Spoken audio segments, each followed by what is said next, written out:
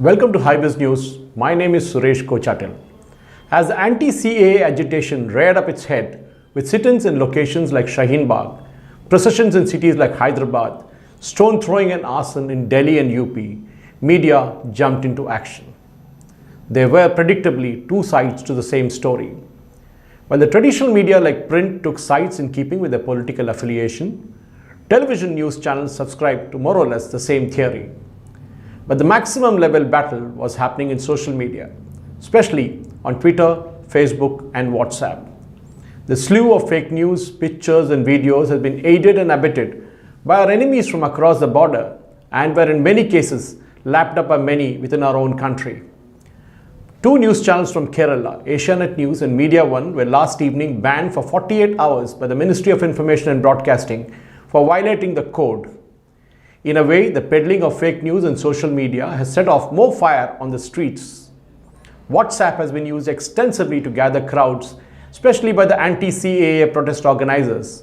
After having seen the way certain media haunches wanted to peddling fake news, which added fuel to the fire, the Ministry of Home Affairs on Tuesday told platforms such as Twitter, Facebook, WhatsApp and YouTube to report and flag hate speech and objectionable content that may lead to law and order problems.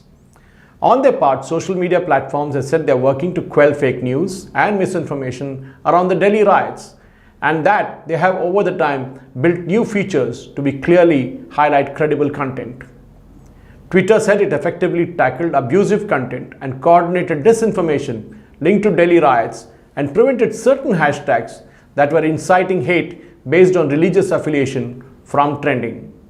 But looking at what is happening on Twitter, with hate speeches and fake videos still on, the platform seems to be making a false claim.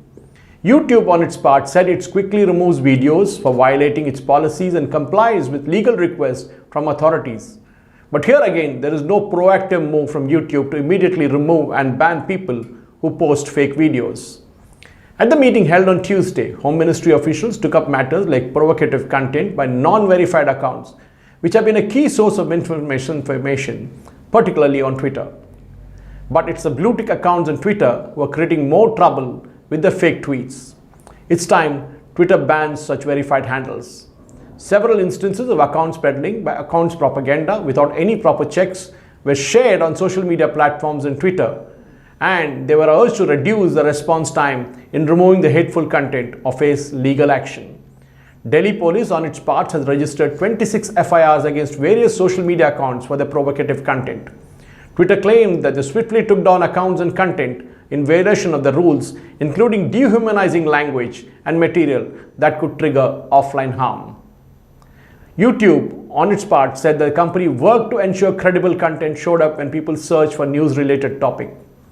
YouTube also claimed to have changed its search and discovery algorithms to surface credible content, but that needs to be taken with a pinch of salt. Facebook is relatively better off in their speed of response, but have been found wanting in many cases, and it allowed fake stories to stay on for days. The battle on social media will only get worse in the coming days, and it's time Twitter, YouTube, Facebook, Instagram, and WhatsApp activate their automated system and swiftly remove fake news on a real-time basis. With party cadres jumping in and political parties coordinating the slew of posts, the volume of hate on social media will get ratcheted up in the past and the future. The sad part is that traditional media like print, TV, news channels seem to be relegated to the sideline, and the person with a mobile phone who seems to be rocking the boat. Thank you for watching.